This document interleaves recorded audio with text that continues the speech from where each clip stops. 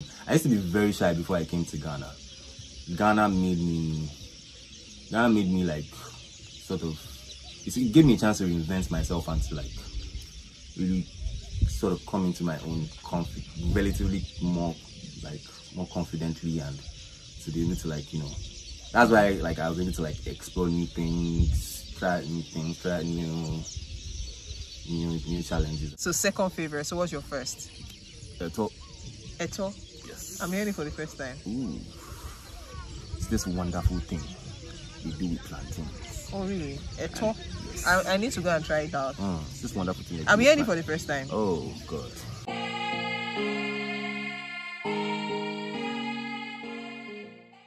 Hello everybody. Hello. Look at the view behind me. Is it looking very beautiful? Very, very beautiful. You like it, right? I actually love it. Okay. So we are actually in Central Region. Yes. And here is actually called Gumwa Wonderland. And I have this handsome young man here with me. He came on this trip with us and we decided to do something on camera. Yes. He's actually a Nigerian and he has been here for over 10 years. Yes. And I was shocked to hear that. I'm like, whoa, over 10 years, because he actually doesn't sound like a Nigerian again. Hey! You do not sound like a Nigerian again. I'm very hot. I'm very hot by that. Like, you have hurt me. Why? You have hurt me deep inside. Why? I'm still Nigerian through and through. Like, my blood still flows green like green. No, but he doesn't. Not until he said, I asked him if he was a Nigerian. I asked him if he was a Ghanaian, and I said, no, Nigerian. I was like, but you don't talk like. And I feel he even knows the language. You know the language, right? I mean, I won't get lost in most conversations. Okay. When Conversations. I won't get lost in most conversations. Conversations. I mean, they can still, if they take me to some places, they can still sell me. Though, are you saying he's speaking like a Ghanaian? So how do you expect me to know that you're a Nigerian? I just have to say, 10 years, that's actually a lot, though, but you actually do visit, you know? Yes, I do visit. Yeah, I go home all the time. So let's start the conversation now. Let's start the conversation now. So introduce yourself. Let us know who you are. You know? My name is Joshua Babajide. Come on. I love the bass, you know. I am going to be a doctor next year. Whoa. I'm final year of medical school. Whoa. What else? I'm a content creator. I have a podcast. It's called Vibes and Killy Willy. Whoa. Check it out on Spotify, Apple Podcasts. It's coming soon to YouTube because she has inspired me to. Yes, and we're actually talking about doing YouTube. I was like, okay, if you're doing podcasts, why not also do YouTube? You know, but since he talked about his podcast, you know, I think I can actually drop it, right? Yes, I can drop it. Please. Okay, I'll do that. So you already talked about being a doctor next year. Yes, you know, wow, that's good. So what has it been like living in Ghana? That means you schooled here, right? Yes, I schooled. So can you tell us the schooling process? Tertiary process. It was jam post UME. This jam post UME thing. Okay. It was this jam post UME thing. I think I was the first set. I was part of the first set in like 2010 or 11 or so. I don't even remember that they started this post UME thing, and then Unilag had some issues then and everything where they said that I don't know how they did it, but some people came to write for some people, and then they canceled a lot of results and so, and then there was this haywire thing where it was just like somehow I was just not getting admission into the school I wanted. Okay. And for the courses I wanted. Okay. So my mom was born here. She grew up here. Oh, really? Yes. So okay. I'm half Ghanaian, half Nigerian. Okay. Nigerian family though. Yeah. My mom's not Nigerian family though, but yeah. But she's Ghanaian. She was socialized Ghanaian and everything. So you're Ghanaian. So I was right all along. Like you don't look like. In fact, you don't even look like a Nigerian anymore. Wow. Okay, now I'm like. Yeah, Ghana 9. No, you know what? It's not even like it's not an insult now, but it is not an insult. I'm okay if I'm. No, what I'm saying is I was actually right with what I said. Because if your mom was born here, she grew up here, everything, then you're Ghanaian now. Yeah, motherland something now. Yeah, so motherland thing. Yeah. So yes, I guess I'm half Nigerian, half Ghanaian. Been socialized mostly Nigerian my entire life. Until, really? Yeah, until I came here and then I started to learn about, you know, this part of my family. I have loved every part of it. I've loved Like, I've loved and hated. So I mean, of course, it hasn't been a completely smooth ride. Oh, really? All throughout. Of course, I mean, where would you go that would be 100% of course smooth like that? But it has been fun. It has been fun. It has been great. Like, and so as I was saying earlier, so the Unilag thing, like, I wasn't getting the course, I wasn't getting what I wanted, and then my grandma was here, and they was like, oh, why don't you come and try for KNUST, Kwame University of Science and Technology, Kumasi.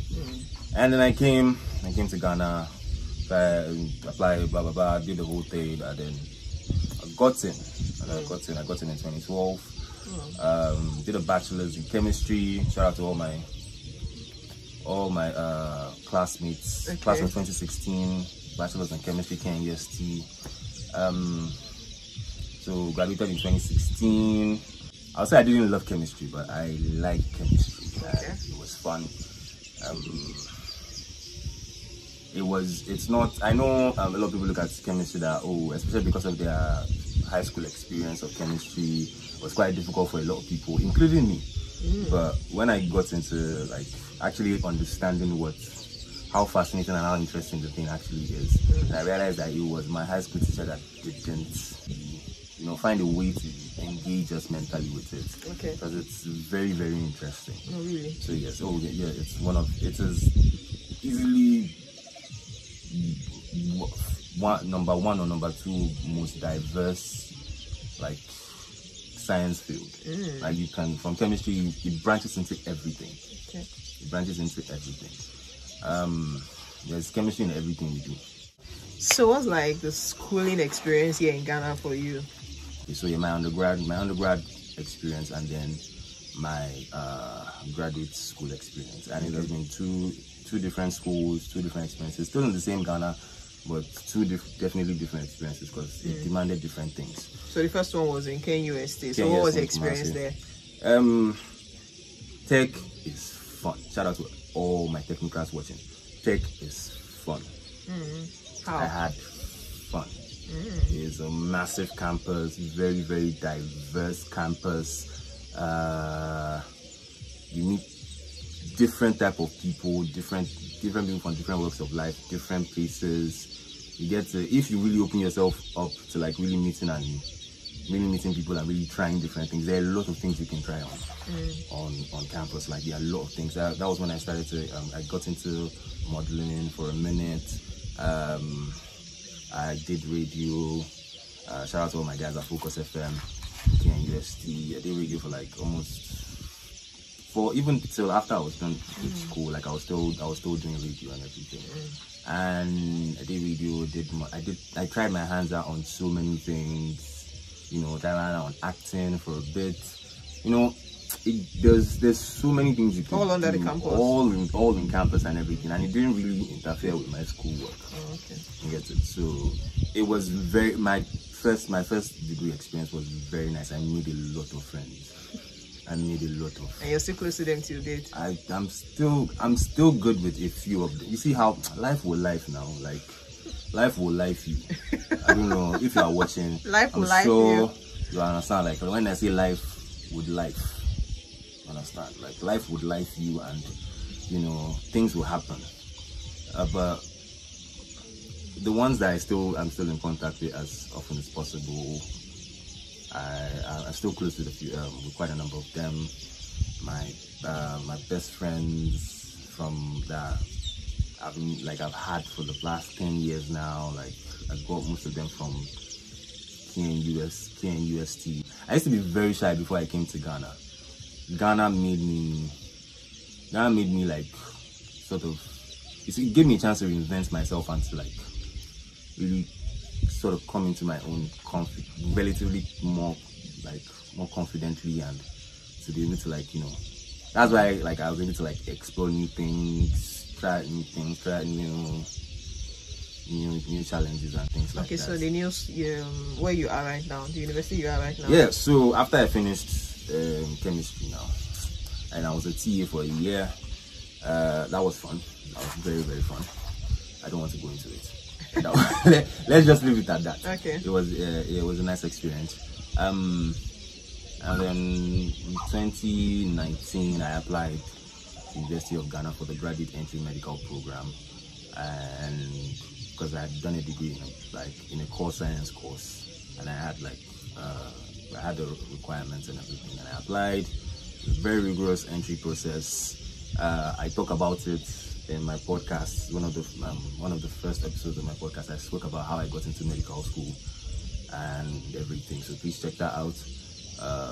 So yeah, I don't want to recount everything. So I'll just so yeah, it was. So then I got into medicine. It has been brutal. Brutal. Oh Jesus, medical school is not a joke. Please, can you share some of the experiences with us? The thing is that if I can't share the experience without mentioning names, and I don't want to mention names. Okay. So I'm just going to say there has been some very, very, very challenging. Okay. I've had some challenging times, and we've also had some very, very fun times. It's not been all bad. Rose, definitely, okay. It's not been all bad. It's definitely not been all roses. It's not been a bed of roses. There's a significant demand on you to absorb a lot of things within a very short period, and you get it is sort of reflective of the work of the doctor. Yeah. Technically, so I get it. It's just it's a lot for one person. I think that's why most doctors tend to struggle with burnout and things like that, because there's a lot of pressure on us. Yeah. Okay, so generally, what's it like living in Ghana? It's an African country. Okay, So yeah, sure. We have African country problems. What do you mean? The basics, the Okay. basics, bad roads. They don't have much of a problem with electricity here, so No. thankfully that's good. Cost of living is rising, especially now in 2022. Yeah. The taxation is brutal. Like, they tax every freaking thing, and it's just they find ways and means to really government finds ways and means to collect money from you. So cost of living is quite high, especially in Accra. Yeah. But overall, living in Ghana, it has its challenges. There's corruption, there's bureaucracy, there's you also have to deal with different people from different cultures that you don't understand. Yeah. And different sentimentalities of things you don't understand. So it has its ups, it has its downs. It's definitely not a bed of roses, but it's not bad. Compared to where you're coming from. Compared to where I'm coming from. Okay. Given that I spent most of the last 10 years here, and I've really come into my own as an adult here. I was still relatively sheltered when I was still in Lagos. Yeah. So, but from what I've heard, I think I would stay here. Okay. I'll stay here. So after school, that means you're gonna settle here. I'll go where the Lord leads me. Because I didn't plan to come to Ghana. Coming to Ghana was not part of the plan. Okay. Yet somehow God brought me here. So I don't want to say. But you have a lot of friends. Yeah, a lot of people I have a lot. here I have a lot of. So you just want to abandon them? I don't want to abandon them. I've made some amazing friends. Yes, I mean, back in Kenya, as I was saying, back in Kenya University in medical school. Jesus, I have made the most amazing friends in medical school. Shout out to my sanity squad. We're a bunch of insane people, but we keep each other sane. Okay. Because medical school will drive you insane if you don't watch out. So shout out to my sanity squad. I'm sure I'll put them onto this video and they'll all watch. Okay. People I love. Just I really don't have anything bad to say. No, you don't need to say anything bad. I really don't have anything bad to say. Just be positive. Come on, positive content, positive people. Okay, yeah. What do you have to say about the people? The people. Ghanaians. Amazing set of people. Okay. lovely people. You will find every type of person here. You will find what do you mean? You will find every type of person, every type of personality. You find bubbly people, you would find shy people, you would find people that are like, you know, super into church. You find people that are super into Islam. You would find the different range of people here. So it's not as if it's like there's one particular thing where, you know, like you can say that, oh, maybe you won't find this here or you won't find this here. You will find everything you are looking for here. You will find your type. You will find the one that is opposite to you. You would find if whatever type of man or woman you are looking for, you would find. What do you have to say about the culture? The culture. Culture. See? Or the culture. Or the culture. It's things I love about their culture is that they are very proud of it. They are very proud of their culture. They are a very proud people. Mostly vertically challenged, but they are very proud people. They are proud of their culture. They are proud of themselves. They are very, very homely. They are very, very homely. They are very, very welcoming. Yeah. It is true. They are very welcoming. They are very welcoming people. That much is true. The only thing I would say I don't like about their culture is, let's say, their attitude to maybe, I don't want to say work, but I'll say something like, okay, now it's getting better because 6 years ago, from the time I came till about 6 years ago, if you go out in the night past 8 p.m., the only shops you see open on the streets are suya sellers, indomie sellers, and maybe bread sellers. Really? Everybody else has closed. Everybody else has gone. But in the same Accra? Oh, I'm talking like, okay, I grew up, I was in Kumasi for most of that time. So, and I think it was a thing where I think I had, like, even when I came to Accra, like, some people still do it and everything. Like, they close their shops early. They don't. So I think that much. But I think because, you know, the town is getting like chroma eshi, as they say, the town is getting hot. Okay. Chroma eshi. So people are getting more and more. You know. You need to work. Yeah, getting more and more hard. The pressure is getting worse. The pressure is getting worse. The girls so they need to crying. Work. They need the to boys work. are what? I've forgotten what he said. But yes, that. So pressure is gonna make you hustle. So yes, you know? the hustle spirit is definitely kicking, especially with the new generation. Yeah. It's like they are a lot more industrious than, I guess, maybe the older generation. I get the older than generation and things like that. It's relatively very secure, very peaceful. They don't really fight. They are not very confrontational as in general. You know, I mean, they will roast you, they will insult you, they would tease you, but fighting is not